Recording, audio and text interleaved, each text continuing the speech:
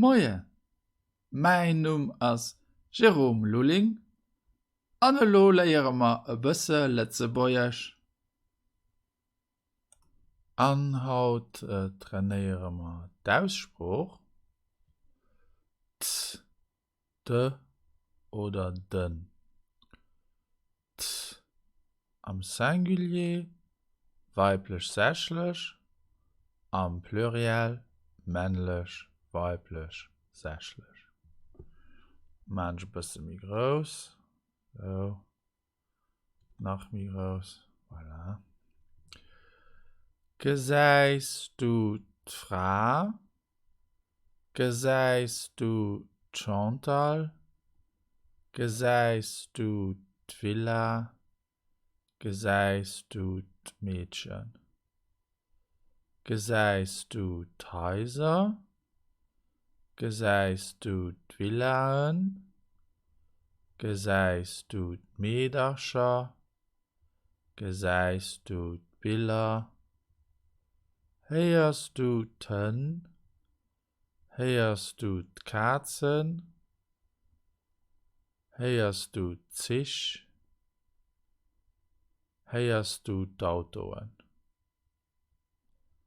De, Singulier männlich, geseist du de Restaurant, geseist du de Jong, geseist du de Baam, geseist du de Mann, heierst du de Radio, heierst du de Camion, heierst du de Bus, heierst du de Flieger.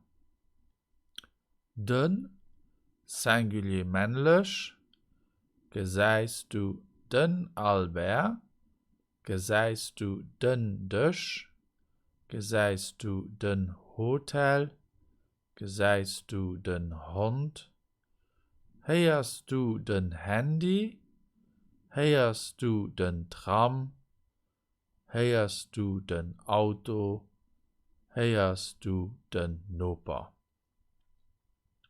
Ihr könnt da doch einmal da lauschen, donc vous pouvez réécouter ça, également avec Soundcloud. Und hier ist die Übersetzung. Geseist du Frau, vois-tu la femme? Heierst du Zisch, entends-tu les trains? Comparé avec la prononciation dans rien d'autre et pas rien de autre. Heierst du Zisch?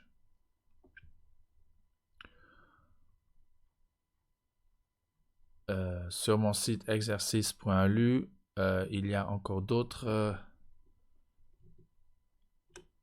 exercices pour entraîner la prononciation. Ici dans Aussprache trainieren. Alors, Französisch wieder, les mots français, Letzeburg, Letzebäuerch, Sichen oder Woch. Ça, c'est un exercice. Et ici, donc, l'exercice den, de, ut. Und das war es auch schon ist. Nach viel mehr so Übungen fand ihr auf meiner Internetseite exercice.lu. Theorie dazu fand ihr auf grammaire.lu. Ich bin auch auf Facebook und auf YouTube. Und danach mein Bücher, Verbentabellen auf Letzebäuerch an 170 Witzer op Letzebäuerch. Vielmals merci für Ihre Aufmerksamkeit. Bis hoffentlich geschwind. Au revoir.